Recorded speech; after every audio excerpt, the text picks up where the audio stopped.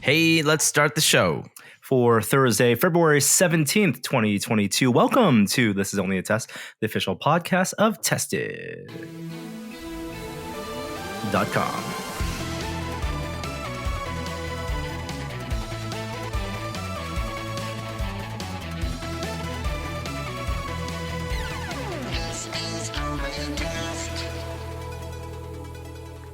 Hello and welcome to the podcast this week. Oh my goodness. Could this be true? I'm looking at the screen. I'm looking at who's on Zoom with me, and we have a full cast and crew.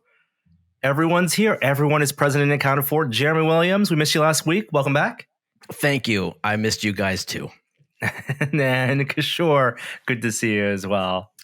I'm still here. Still here. I now have like a running bit on this show where every week at the end they say like, and next week we'll definitely get to this topic. So, do you want to start off with that? Do you want to start off? I'm going to set my pixel on fire. I'm going to keep it to 2 minutes. So so I have multiple Pixel phones. I think I've had not counting the A's, I've had every single model except the 4. I had like 1, 2, 3, 5, 6 so far. And I started getting this bug on my 6 where when a notification would appear, it would black out the rest of my screen, which is not useful. Funky. And then I went into the support forums, and at one point somebody's like, yeah, it's meant to be a feature. And that is enraging. Because the idea is that when the notification comes up, it creates focus and it like dims the back, but it would just black out the rest of my phone except the notification for like a second and a half. And with all the notification spam that everyone gets, it was basically like there was points during the day that my phone was a brick, because it was just like I would get an email notification, can't use my phone for a second. Email notification, can't use my phone. And then all of the other stuff that started coming up, like a lack of delayed security patches, the phone slowing down. It was meant to be a 120 hertz phone, but most of the time it was operating at 60. Like all of these things started to layer where I'm like, I felt like I was in the Google wave of phones. I'm on that product that people aren't supporting, that's going to be a joke. And so I've been looking hard at the 22, which was just announced. But honestly, I think I'm just going to give in and leave the ecosystem, because like, even though I don't need a watch, I've liked some functionality of watches, and Android watches stink. Samsung makes the best one, but they have that weird sort of battle on the OS. And then like I can't like endorse buying a Pixel phone at this point, just because the experience is so uneven. And then so it's either, do I go to the 22? I guess I could look at a OnePlus again. But their OS has had historical problems. But if I want to watch in a phone, like Apple's where it's at. Well, the thing about switching ecosystems is that it's not only you, is it? Like you are now either able to connect with others or not. And so the question is your wife already an Apple user? I have to imagine she is, or this wouldn't be an easy choice. She is. She left a long time ago. Yeah. Yeah, I mean, extended family as well. I mean, that's part of the ecosystem hook these days. It's like you get locked in by the systems that you employ and the way that you share photos.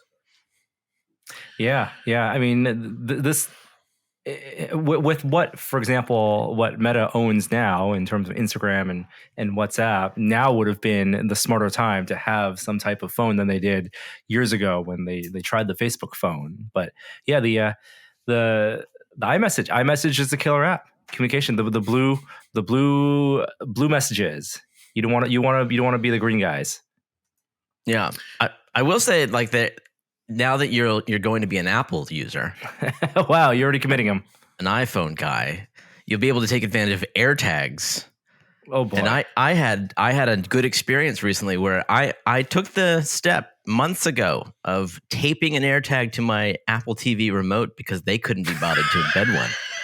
And I lost it for the first time, and it was the most exciting thing because I've been waiting to lose my remote. That is the least Yeah, that's the least Apple thing I've ever heard. You use some duct tape to apply an AirTag to a Well, remote. I did a proper 3D printed AirTag, holder. Oh, a mount, like you, because the AirTag is not only is it circular, it's beveled. That's right. It's like a large M&M, and you're not gonna be double-sided taping that to the flat, presumably new Apple remote.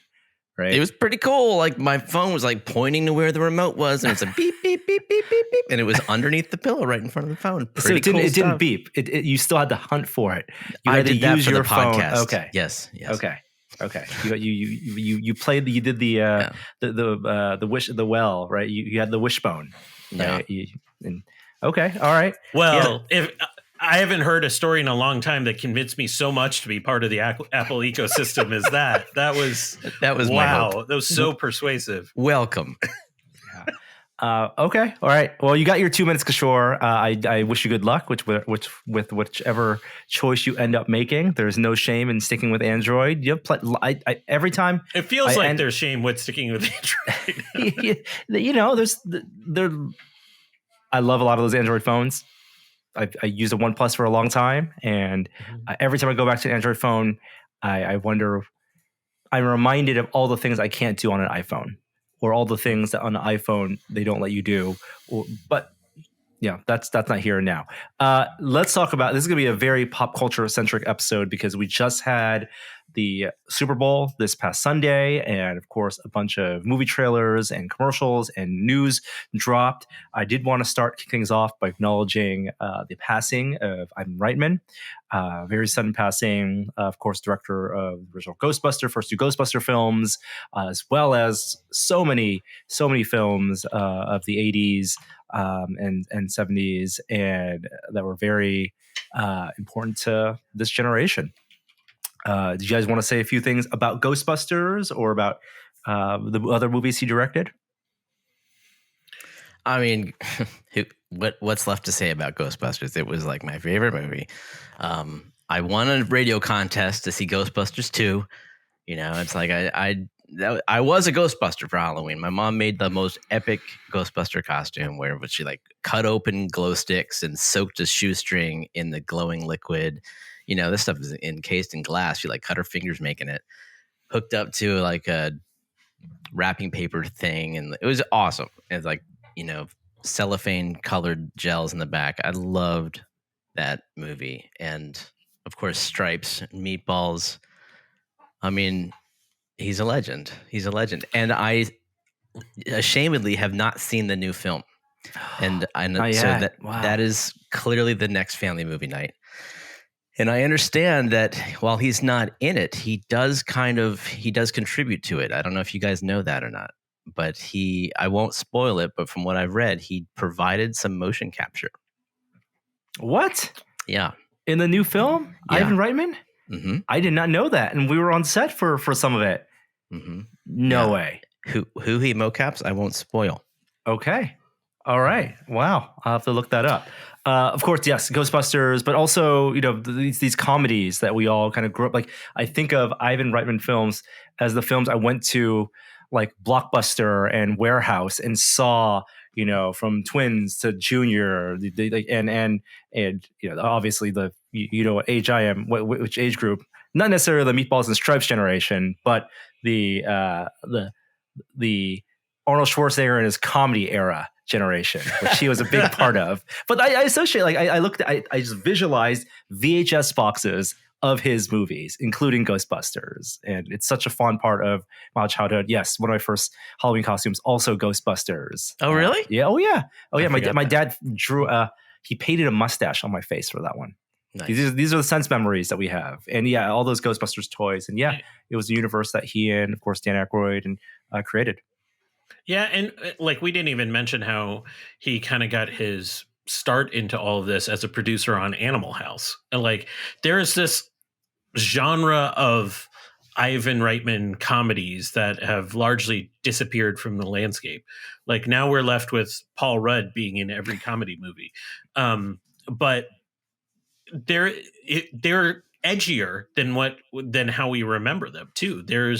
And I really appreciate the kind of absurdity embedded in them and how they were also a little boundary pushing at points. They're never heavy by any stretch, but it also wasn't everything you would. It wasn't always predictable, I guess is what I would say. And I know all the focus will be on Ghostbusters, but you have to lump in all of those things. Like, is Bill Murray and Dan Aykroyd, are they who they are without Ivan Reitman? Probably not. Yeah. But if you haven't seen Ghostbusters Afterlife, it's a poignant movie already, but that movie is even more poignant knowing how involved he was, literally sitting next to his son in making that film. So of course our thoughts and hearts go out to his family, Jason Reitman and his sisters. And yeah, what a career and what a person. Super Bowl. Did you guys watch the Super Bowl? Did you guys watch the game? Did you guys halftime show? Let's start there. Yeah. Okay. No big announcement at the halftime show. But speaking of things from another era, that halftime show was from another era. It was a time machine. Are you not old enough to have appreciated what happened on that halftime show? Were you not grooving along? I absolutely appreciate it. I don't think it was the best halftime show ever as proclaimed on television. That was how it was introduced. Put some respect on Prince's halftime show. Yes, absolutely. Exactly. Purple Rain in the Rain. Yes. Yeah. From a production standpoint, I kept on thinking about, wow, those people in the audience, in the stadium, I know there's that giant panoramic, E3 EA booth like display that they had above, but that house they built was only viewable from one side. It wasn't like those past halftime shows where they had like the big 360 stage or an elevated stage with all the performers and the crowd and the audience that they would bring onto the field. This is very much a for television, a neighborhood they created with these rooms that was facing the cameras, the one direction. I'm not. You're asking me to have some sympathy for people that had Super Bowl tickets. Not going to happen. So sorry, but that Super Bowl halftime show was really good. They just played the hits. Yeah, it was such a homage to Southern California rap culture with Kendrick and Dre, even Tupac and Snoop. I just also love that it was so freaking joyous. It was not serious. It was not kind of overly scripted. It just seemed like authentic. Like you saw Snoop crip walking, you're like, that man's having fun. And then I don't know if you saw like some of the, afterwards, like there's obviously a ton of celebrities in the crowd, especially since it's LA, and you just see all these performers just like grooving out on the music. Like it's the best part of stuff. And I did really like the framing of the whole thing as Dr. Dre as the producer. He's like sitting at a mixing table to open the show. The piano at the end. He literally is responsible for over half of the people on that stage's career. Snoop and Eminem and Mary J. Blige, like 50 Cent too. And 50 Cent through Eminem. I'm like, totally, he is clearly responsible for like almost all the music you heard there. So I agree. I thought that was cool. And I really liked seeing him sit down at the piano because that's something that I've seen him do in a documentary that he was very bashful about. So for him to get up on that stage and do that and show that he's, a musician for real, I thought was really cool. I applauded that. And you mentioned Tupac, obviously. He wasn't there, and not even in any kind of hologram form. But I kind of was hoping. I had my fingers crossed that when they did California Love, that Eminem was going to emerge and do Tupac's part. I thought that would have been cool. But still, I agree. It was a good performance, and it was, the hits from 25 years ago. When we were growing up, like that would have been like classic rock. So I think this is kind of the same kind of deal. This is classic rap. Yeah, well, give me this over Coldplay any day. Thank you very much. And I'll say like my only sort of critique would be like more Eminem and more Kendrick. I thought they were both like incredibly electric. I don't think I need more of 50 Cent hanging upside down. Trying to rap upside down was inflation jokes aside. Yeah. Yes. No memeable moments. I mean, performance wise, amazing, but we did not get the Weeknd walking through a microwave moment. That was funny on Twitter. Yeah, so that's true. Yeah, from an internet culture aspect, it may not have that same type of lasting impact. But yes, big production. Obviously, the game and that new stadium, home team game, they won. Congrats to them. But the movie trailers and the commercials, I think, were actually pretty good this year. I was impressed by a few of them. I like the Rocket Mortgage Barbie commercial. I thought that was really clever. Hold up. But there were definitely some good commercials, which we're going to get to. But how do we not start by talking about the wave of crypto that came out? Okay, the two themes were crypto and electric cars. Yeah. Electric car commercials and crypto commercials, which for us and maybe listeners out here may have opinions about. So yes, let's start with these crypto ads. Let's start with the one that was very memeable, the Coinbase ad. So I like the ad. I'm not stupid enough to scan a QR code. Like you can't get me to scan a public QR code. You think you're going to get me to scan one on a commercial? But it hit the corner. That's all that mattered. Describe the commercial for people who may not have watched the live. Commercial was basically the DVD video screensaver, where it's bouncing around the screen, except it's a QR code that goes to a Coinbase site, and it's 30 seconds of that QR code bouncing around the screen like the DVD video thing. And the only important thing is that it hit the corner. That's a throwback to an old Office joke. And that was it. I was like, oh, this is great. I found it refreshing. And I was like, no way am I scanning that. Plenty of people did, and maybe more so than they anticipated, because their site went down shortly after. Did it give you free money? No. Oh. I mean, no. Okay, you hold up your phone, you see a QR code. If people are curious, they hold up their camera app. It should preview the URL, and then they still clicked it and opened it to then realize it was a crypto commercial. I mean, there's no greater advertisement for your currency exchange platform than it crashing. Yeah, I guess so. Yeah. Or Matt Damon, I guess, telling you to be brave and bold. Larry David did one as well. I thought that was a more traditional commercial, but I thought it was very funny and very, very much a good use of his comedy and his personality. I thought it was hilarious. And Gary tweeted, he said, "No, not Larry David." but it's how smart the Larry David commercial, it was like those, I think like Jason Bateman, it's a similar commercial where it's like him through the ages making smart decisions, except the Larry David one turns it on its head. It's Larry David through the ages making bad decisions, making the wrong bets. Oh, we don't need toilets. Oh, we don't need the wheel. That's a bad idea. In a very dismissive Larry David, Curb Your Enthusiasm way. And it ends with him dismissing crypto with the idea being, I was wrong about all these things. I'm probably wrong about this one or whatever.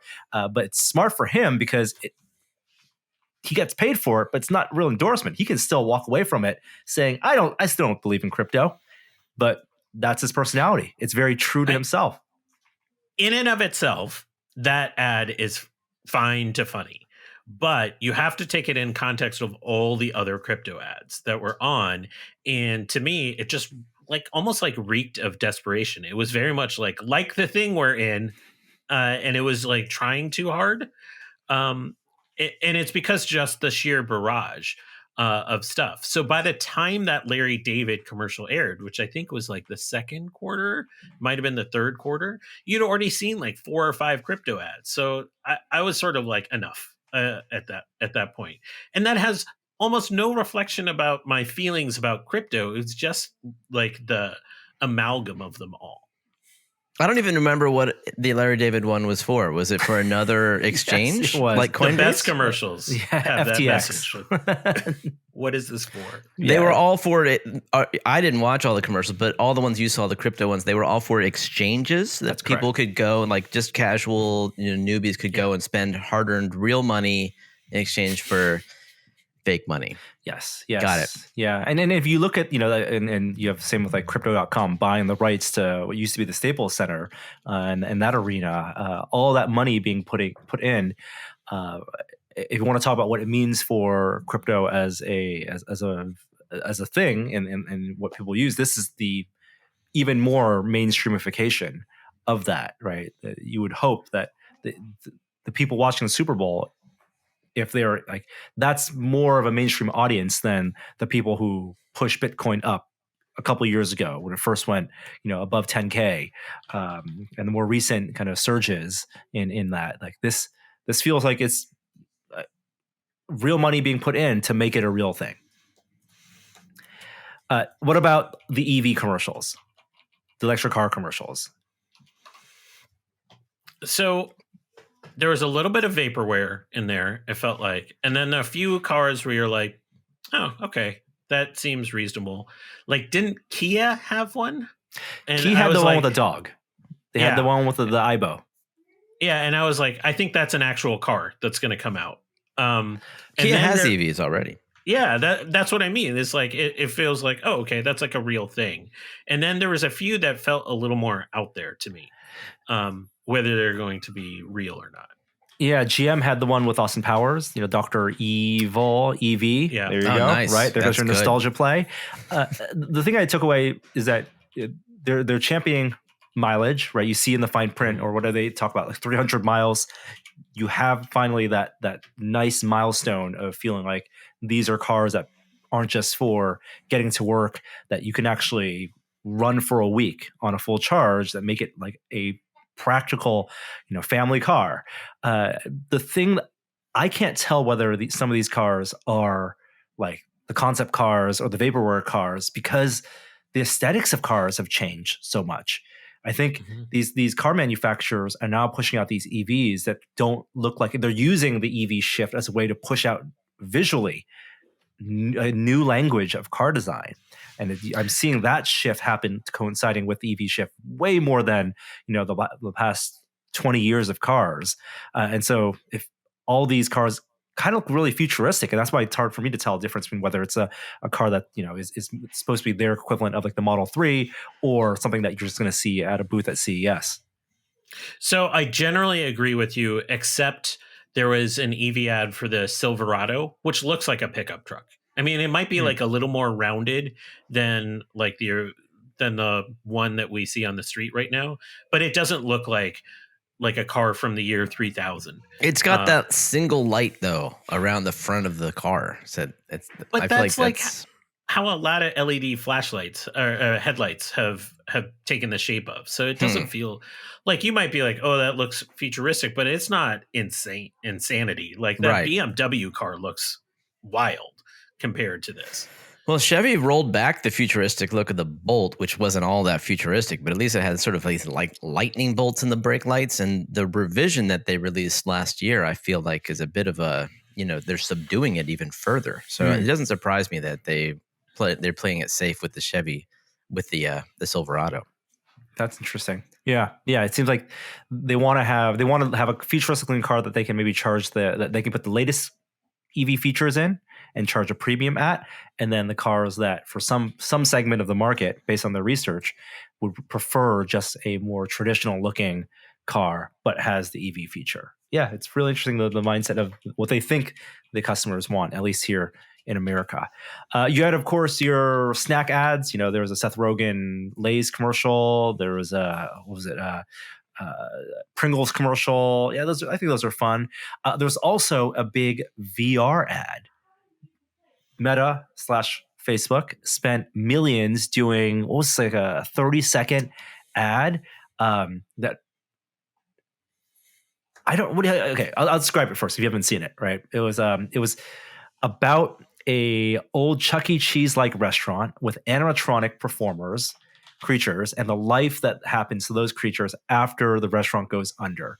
So almost going to the dump, being recovered, put in a museum, like the sad afterlife of one of these, the classic vintage Chuck E. Cheese style robots. And they find themselves at the end, this bear, or is it a dog? I think it's a dog at the end, finds itself in a place where a VR headset puts on its head, and then they get to revisit their life and their old friends, the other performers of their animatronics band in the metaverse at the restaurant called Questies. I liked the ad from a couple months ago where it was the neighbors playing VR that had never met before. Much better than this, because I felt like it centered on a fake dog, and all I could think about was that tested video of that kid at Maker Faire that like restored the animatronic. The Showbiz Pizza, yes. Robot. Yeah, yes. That's all I could think about. Like as soon as this ad went, I mean, like it was a weird choice because it wasn't centered on a human. Yeah, and so much of it was this conceit of the restaurant being called Questies to tie it to the Quest name because it's the Meta Quest now, not the Oculus Quest. I think you're right. They went for something novel, and people love animatronics. I think there's definitely an association, at least in the younger crowd, also with Five Nights at Freddy's, which is also a VR game. But there's some type of familiarity and association there. That Neighbors commercial, which we talked about on the show, the more I think about it, the more I feel like the angle for that commercial is not exactly right. Like it's relatable to people who know VR, but I think we talked about this last time, but it's not necessarily a great pitch for VR because the idea is that these people are friends when they play the games together, which we all get, could work for any multiplayer game, but in real life, they're kind of socially awkward, which doesn't seem like a great pitch necessarily. And then the trailers. Okay. The TV and movie trailers. Let's start with a shorter one. On Disney Plus, we had an extended, I think, 60-second look at Moon Knight. This is the next Disney Plus Marvel Knight style show, a darker show with the Oscar Isaac playing Mark Spector, their Batman-like character. It was a lot of similar footage, but we did get a little bit more action, and I thought the coolest thing was his cape in this one. I thought the most important thing about this ad is Kevin Feige commenting about the ad, saying that he's not shying away from Moon Knight being more brutal, which I think every fans were scared of because it's on Disney Plus, so it means family friendly. But if they're going to go there, that sounds great to me. The tone of it absolutely looks very, very different than even the music in the trailer looks different than like the Hawkeye, the lighter tone of Hawkeye, or the studio, the closed environment, the singular location that you got with WandaVision, or even Loki.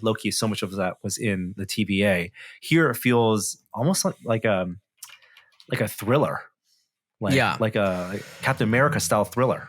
I'm getting a vibe it seems like, judging from the trailer, that we'll not just be watching somebody who's losing touch with reality, but seeing it from their point of view. Like a lot of the camera work seems to be, playing off of a detachment from what's real. And so you'll see, angles where you're following him as he falls, or the lens or the perspective is warping in a way that would be his perception of things, rather than us as a viewer. And I really like that style. It definitely does feel like a thriller. And if it's gonna be interesting to see how they walk that Disney line. And maybe this opens the door for them to really open that up. Like, do you think, and I think Apple has a little bit of this as well, right? The shows that Apple TV Plus chooses to produce, there's definitely there's horror there, but there's family friendly. There's a family friendly aspect to it. There's not it's not HBO or kind of pushing the limits that even some of the Netflix shows do. Like maybe the way they're thinking it is they don't want to necessarily be associated with that kind of content and what they're producing, or the audience, because it's not as it's one app, one experience. They don't want younger younger family members in that audience happening on those kinds of shows, which I could absolutely see with the Disney Plus experience. Like, my kid browses Disney Plus, and there's no difference between the Star Wars stuff and the Bluey animated show. The icons tiles are right next to each other in their interface. But Disney is okay with a kid clicking Star Wars. But will they be okay with a kid clicking Moon Knight? Is there not a child age gate you can set up on Disney Plus? I don't know, Jeremy. Like when you go, you say who's the user. Yes, we have one for every family member. Yeah, so if you're legitimately concerned about that, you can look into it. Probably not concerned enough. Just trying to keep the kid alive and also and entertained and not screaming. But yeah, this is hopefully it opens doors for different styles of shows on Disney Plus for the superhero shows, their MCU shows. We also saw the first trailer for Lord of the Rings, the Amazon show. This is the one they've spent how many millions, hundreds of millions on the show, in addition to almost $1 billion in just getting the rights to Lord of the Rings to make these shows. It's called The Rings of Power. It's a prequel to hundreds of years. Is it thousands or hundreds of years before? Yeah, it's in the second age instead of the third age, which is where Lord of the Rings is set. I don't know much about that age of that era.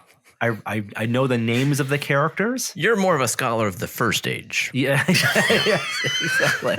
Yeah, I'm whatever the millennial equivalent of Lord of the Rings is, right? Not even the Hobbit stuff. But it looked good. It looked expensive, and it looked good. I mean, I'm excited for it. I heard on Office Slack that some of the Lord of the Rings nerds weren't too happy with this trailer, and I'd be curious to find out why, if you guys have any context there. So I think there's a certain class of Lord of the Rings dork that is going to be concerned about like look and feel, because it stylistically looks different than Peter Jackson kind of presented that saga. I think that's right, because that saga was presented in like a different age, so there should be like a different look and feel. Most of the criticism I saw, besides the trolley stuff, was focused on Galadriel and how she looked compared to what she looks like when Cate Blanchett plays her in the third age. Again, I'm not really bothered by that, and here's why: 5-season commitment minimum from Amazon by purchasing this. So we're going to get an extended arc, and they're going to have room to breathe. They're not going to have to rush things.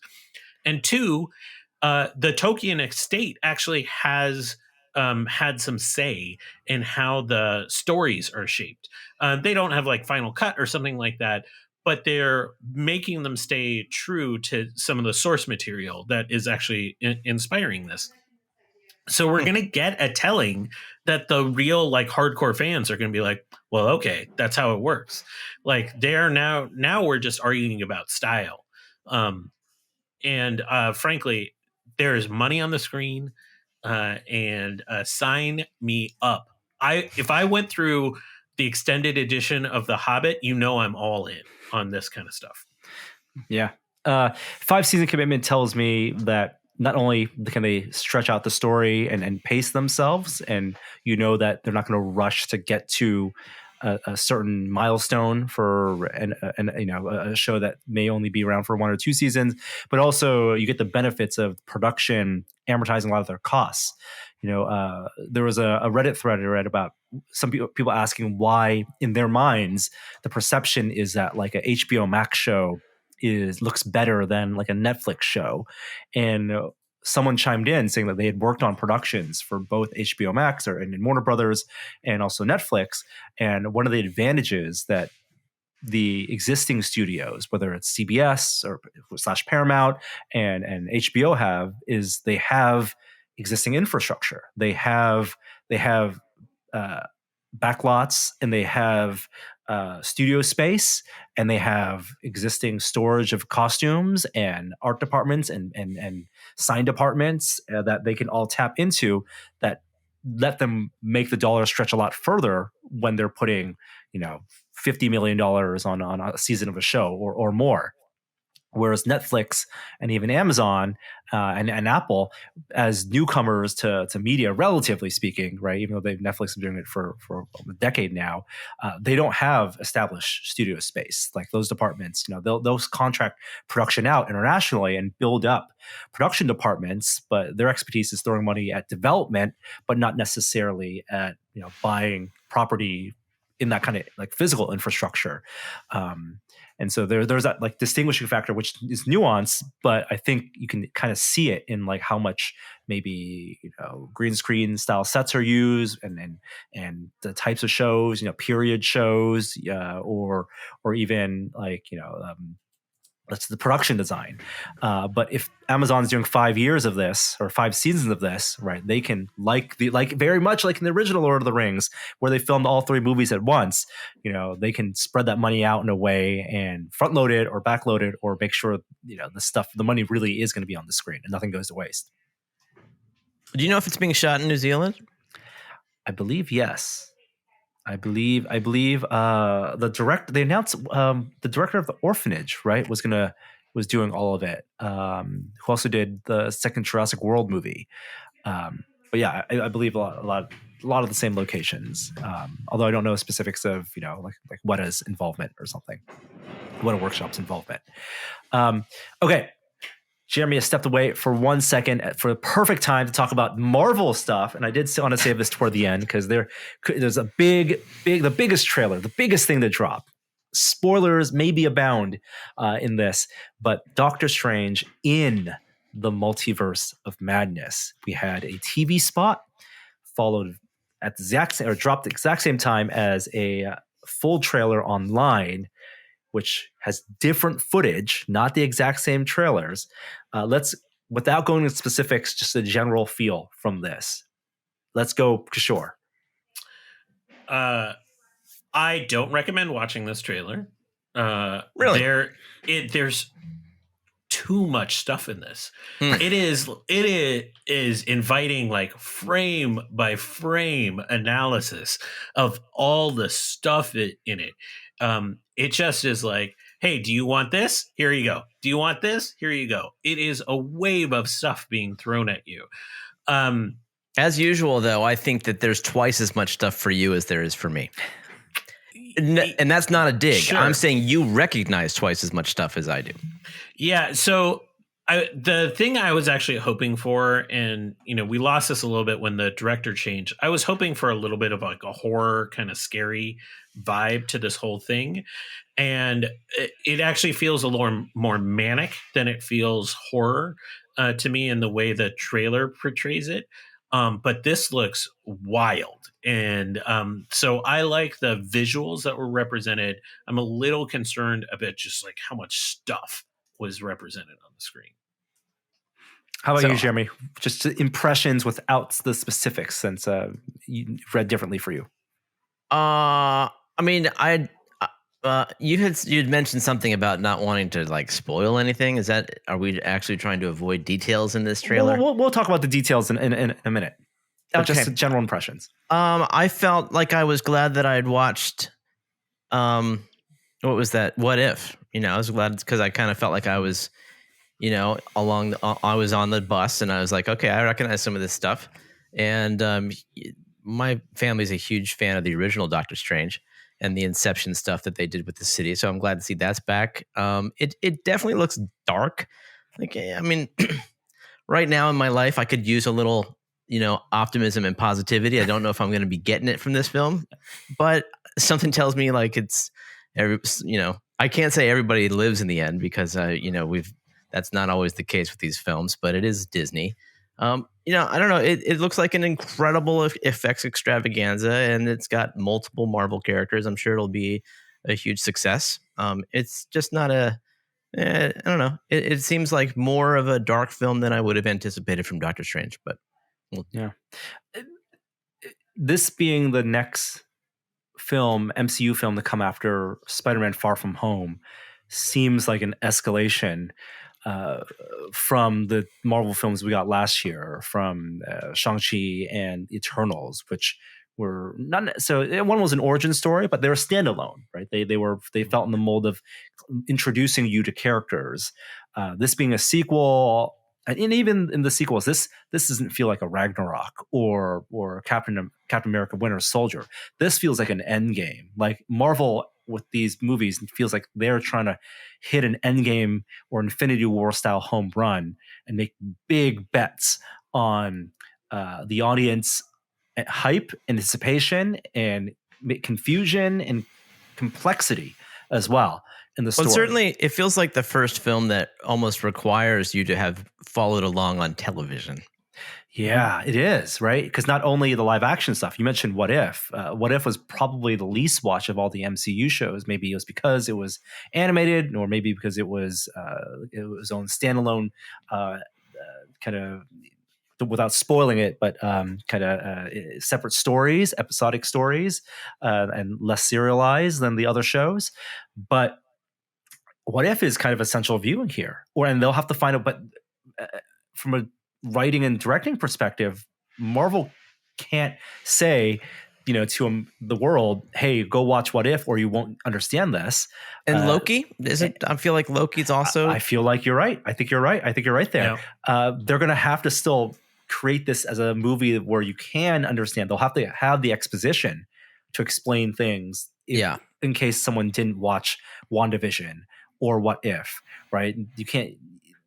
That's part of movie making. That's part of storytelling. Like that has always been the tightrope that they've walked so well. I have no doubt they'll pull that off. They've always managed to make entertaining films for two camps. I've said that 100 times in this podcast, and I'm always impressed by it. Well, in that vein, let's talk about some of the new characters and plot elements that we've seen. And now we will talk specifics. So if you don't want to be spoiled, then we'll see you next week. And thanks for listening. But not only do we have Doctor Strange, and we have Doctor Strange a right off the heels of Far From Home, Spider-Man Far From Home, No Way Home, Doctor Strange, in which he's messed with the multiverse and the consequences of that. But you're bringing in Scarlet Witch, Wanda, from all the aftermath of WandaVision, and this feels like a direct sequel to that as well. Her being the Scarlet Witch, which is a new thing, right? So she has her motivations in finding her kids and experimenting with those dark magic powers. You have the aftermath of Mordo, Baron Mordo, in the first Doctor Strange, and hit the reckoning that he said would be coming because of Strange tampering in the dark magic the way the Ancient One did. So you have that. You also have multiversal stuff coming in with a new character, America Chavez. So that's the girl that's in the trailer wearing the denim jacket. She's in throughout. She's a very popular comic book character, younger, and her powers are like basically Superman-like powers and flight and strength, but she also punches through multiverses. She's what? Not. Yes.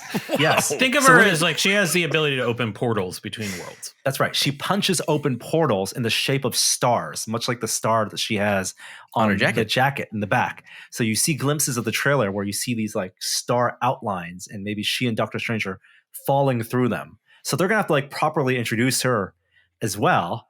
Mordo's back. Master Mordo now with long hair. This is a Chiwetel Ejiofor.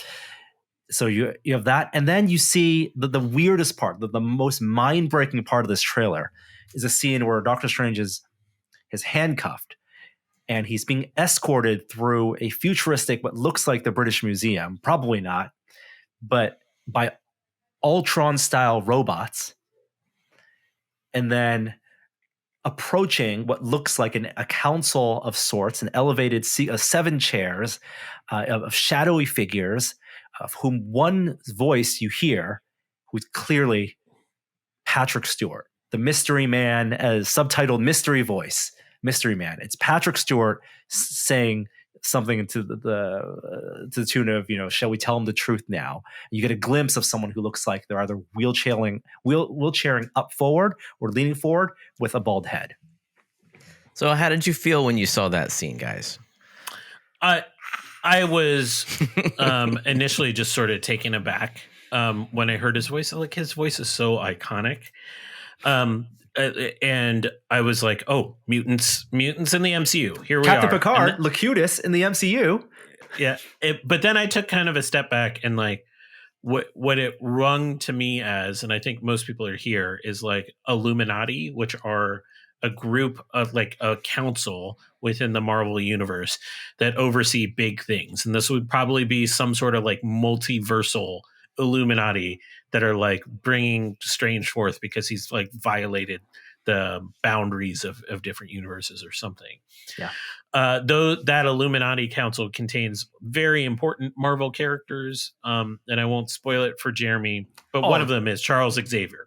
Do it. Or I guess, Jeremy, do you want to? This is established comic book canon. I guess I went to the bathroom and I watched some sort of breakdown of the trailer. So I'm up to speed on the Illuminati. Okay. So the Illuminati is like Namor, Reed Richards, Iron Man Supreme, typically. So what do you think? Do you think that they'll have Iron Man on the council? No. So okay, I think what they're doing here is they're taking a concept that was very notable in the comics, in that there was a cabal of the most powerful people in the MCU, and the idea is that what if they like ran a secret part of Earth, right, or like made decisions on behalf of the other parts of the Marvel universe. Famously, they're the one who sent Hulk away to start the World War Hulk story, or Planet Hulk story that we saw. They adapted a little bit in Ragnarok. It was smart. It seems smart of Marvel to not do, and they don't ever do this, is to straight up adapt, say the Illuminati that you saw in the comics is how we're going to have them in the movies. As much as people may have wanted to see it, they're going to find a use for them. And it seems like the use for that idea of the Illuminati is to tie together the multiverse, have a convergence of the multiverse. And when I say multiverse, as we saw in Spider-Man, and here we go, the spoilers, big spoilers for people who haven't seen it, Spider-Man No Way Home, it's a convergence of the rights holders of these characters and how they have appeared in film. The breakthrough thing that Marvel did with Spider-Man No Way Home is they said, we're taking all the past movie versions of Spider-Man that people love and grew up with, but on the internet maybe debate of who's the best and who's the favorite, and say it's all valid now. It's all MCU. Tobey Maguire, Andrew Garfield, they're just separate universes. It's the Fox universe, or whatever you want to call it, but it's all part of, they can commingle, they can coexist. And they're going to use that same idea, and with Patrick Stewart, obviously Professor X and the Bryan Singer X-Men and the Fox X-Men movies, to say that can coexist as well. Maybe not going forward, but we're going to acknowledge them and tip our hat to them and bring them back one more time.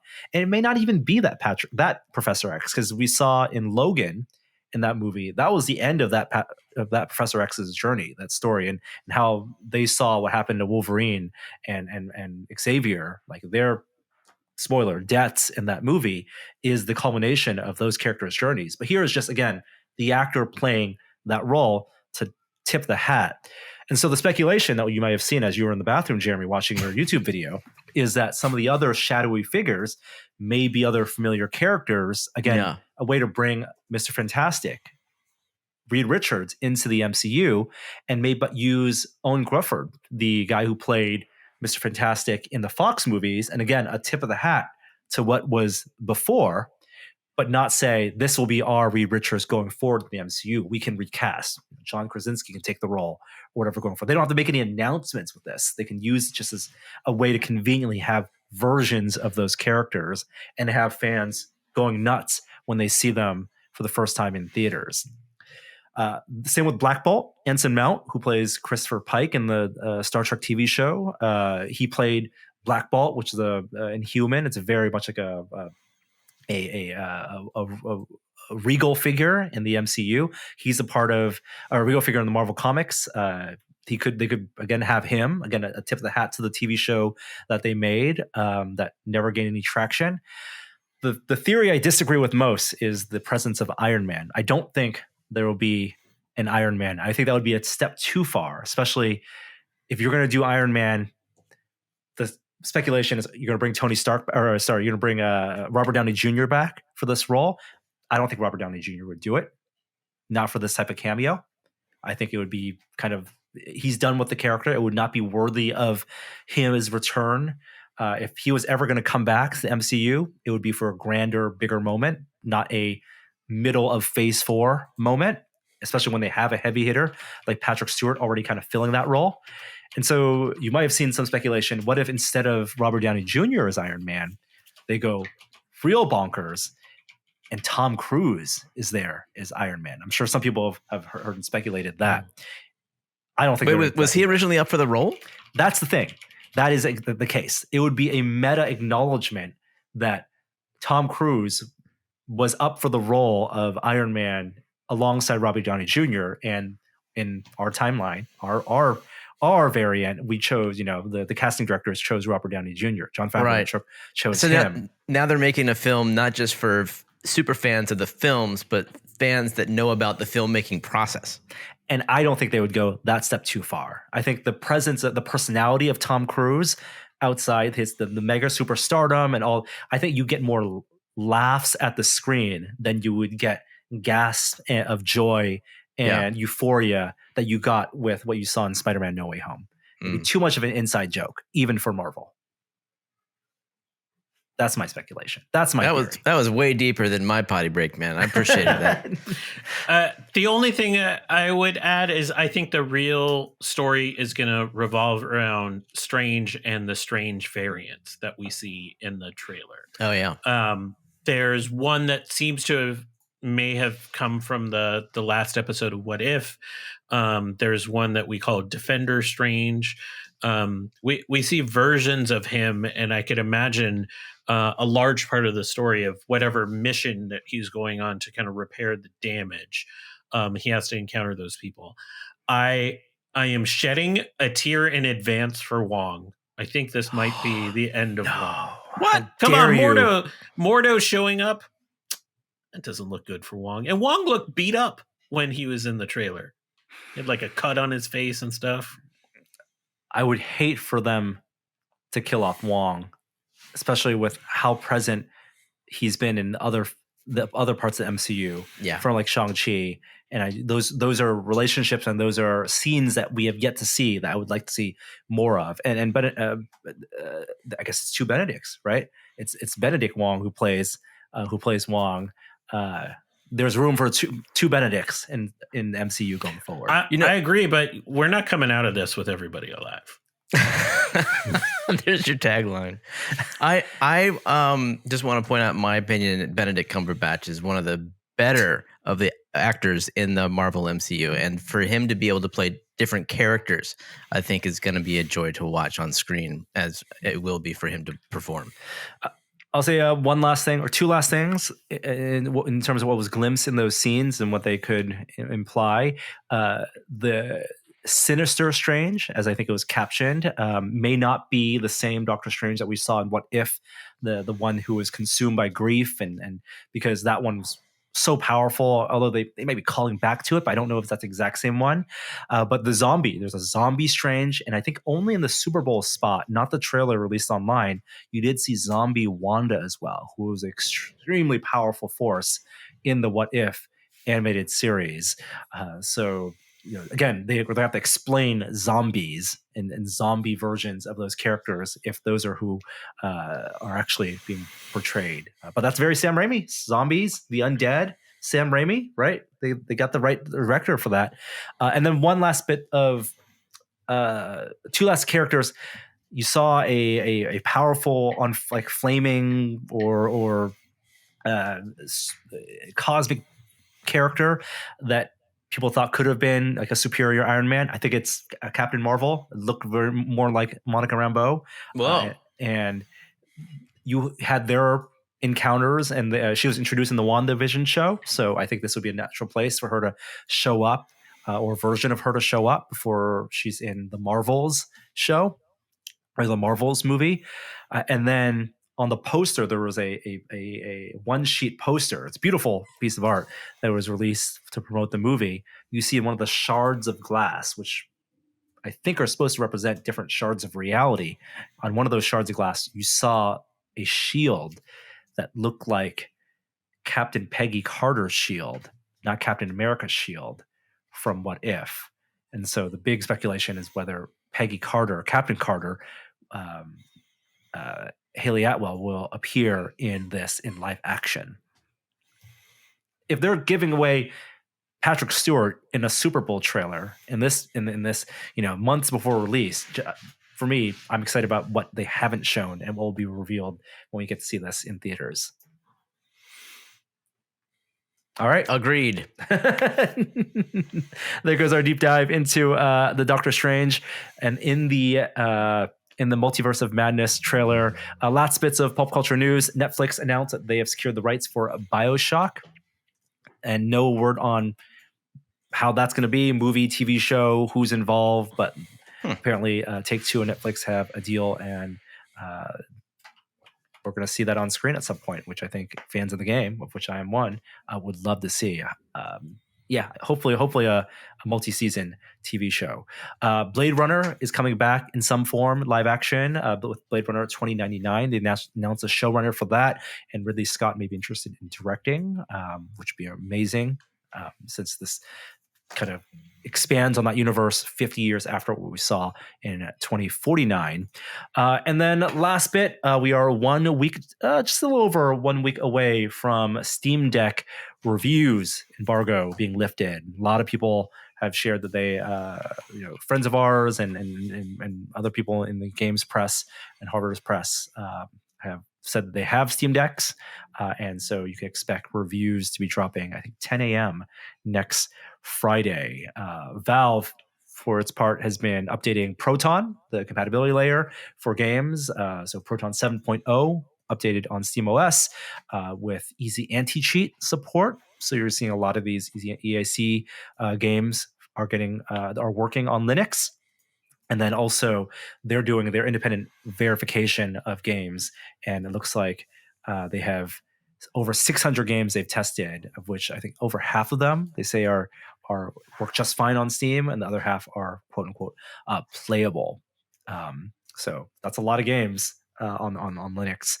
And I think, and iFixit did a full teardown. So iFixit was able to do a full teardown, and they're announced as one of the partners that'll be selling replacement parts for the Steam Deck.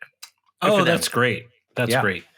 Big takeaway from that teardown was everything is pretty easy to remove, including the display. The battery is glued in, however. So that's something that may take a little extra effort to replace in the future. All right. That does it for the show this week. Any shout outs, any things you guys want to give a shout out to before we head out? My office Slack won't shut up about Peacemaker. So I guess we got to watch that too. I will say I don't think it's really your show, knowing you, my friend, but it has been really enjoyable, and I'm excited about the conclusion tonight, which I think airs. Oh, shoot, yeah. That's right. It's just different, and it's fun. And if you have to like the James Gunn stuff, and you have to like an anti-hero story. Yeah. I am restarting my movie series at the Alamo Drafthouse. And our first show is going to be April 5th. We're doing Wrath of Khan, where we will talk about the science of the show afterwards. I'm really excited to get back into a movie theater. Very cool. When are you going to do Ghostbusters? We traditionally would do Ghostbusters at Halloween. That's when we've done it in the past. So I think we'll look at it. I think you can't screen Ghostbusters for another few months. They usually like put movies when like sequels or prequels or whatever come out, they put them on lists that prevent them from being screened outside of events run by the studio. So like you can't screen Jurassic Park right now. Got it.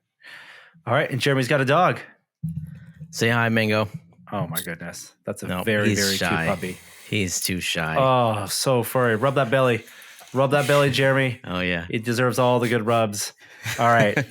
We'll end the show there. Thanks, everyone, for listening. We'll see you next week. Here's an outro from a milestone episode podcast. All right, here we go. Hi there. I didn't see you. Test it.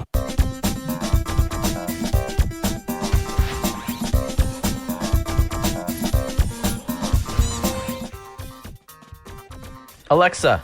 Oh, I should have said that. What'd you I'm do? so sorry. What'd you do? I'm so sorry. I'm so cancel. There we are. Classic. Classic. And sorry for everyone out there who are watching our videos in which Adam says Alexa. We'll be sure to tone that down in the future. All right. See you next week. Bye.